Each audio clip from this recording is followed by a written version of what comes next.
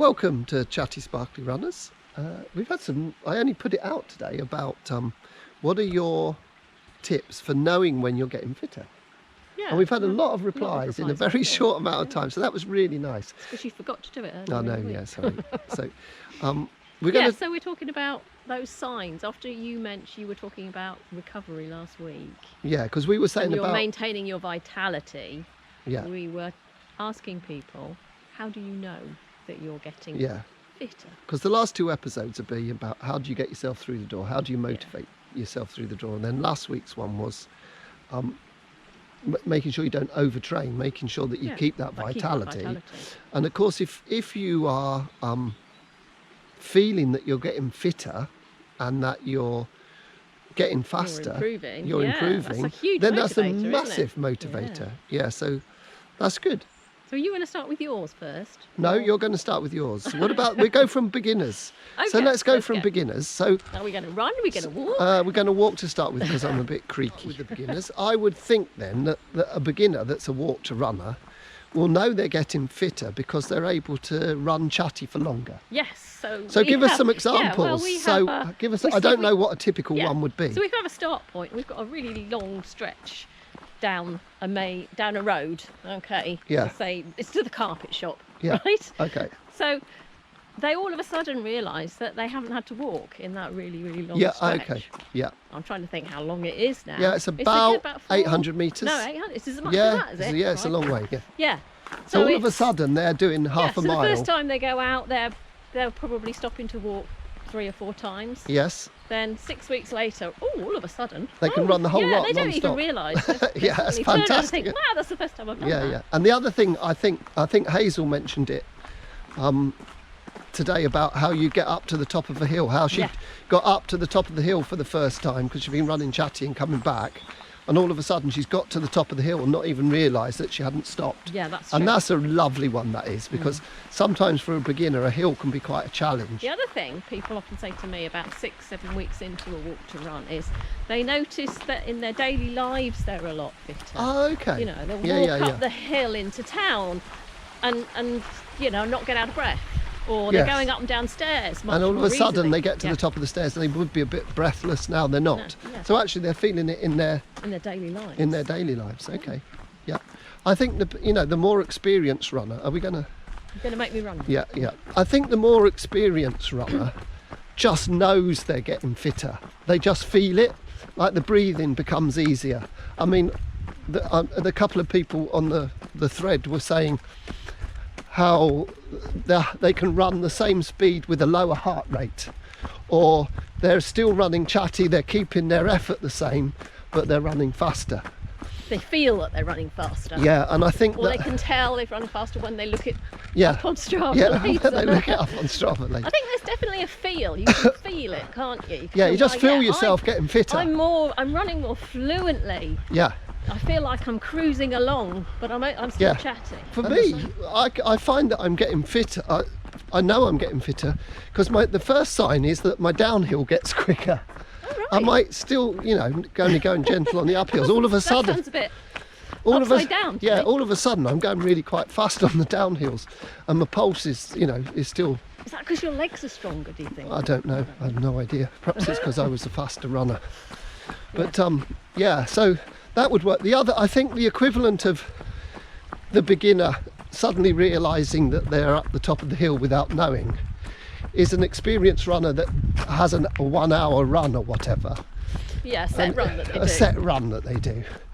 And when they come back, they do normally do it in 60 minutes, they look at their watch and it's 58 and they think, oh, must have stopped my watch or something.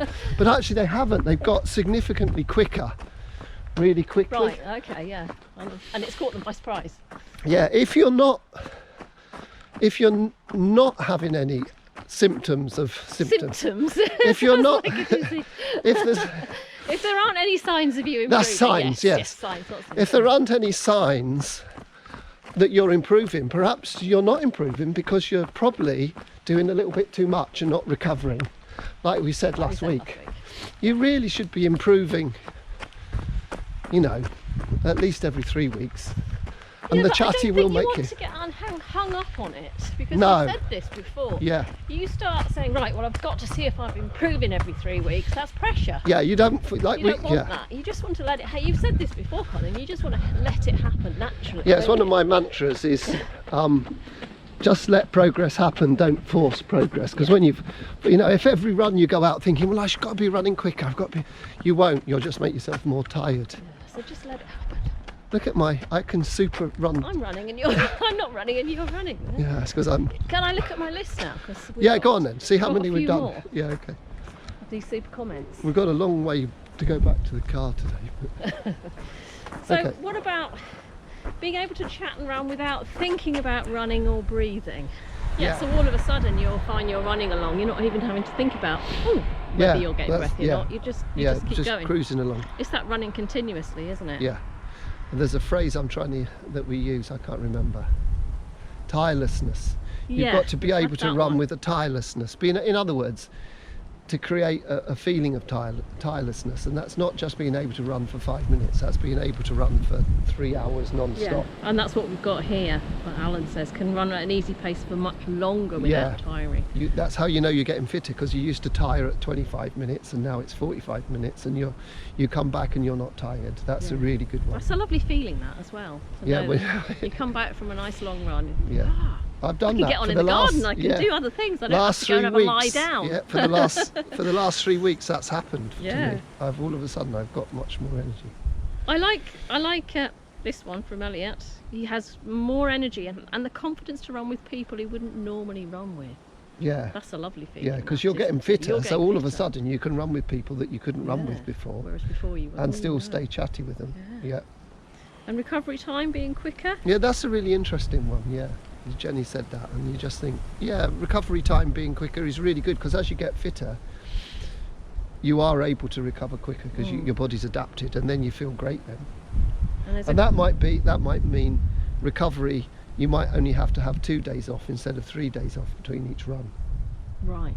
Rather than. It's very individual, isn't it? Yeah, it is. Yeah.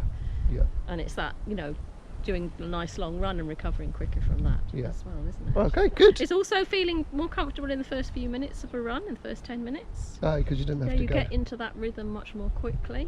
Okay. Some people say. Yeah. I think that's about That's about it. Sorry if we've missed any. But that's all done in a couple of hours. So that was good. So thank you very much for those people. If you've got any more, it's great to put it on the thread in the Facebook group, which is a private group. You can't share from there, but you can, if you want to share this with anybody, share it from the Chatty Sparkly Runners Facebook page. The YouTube. Join the group. Yeah.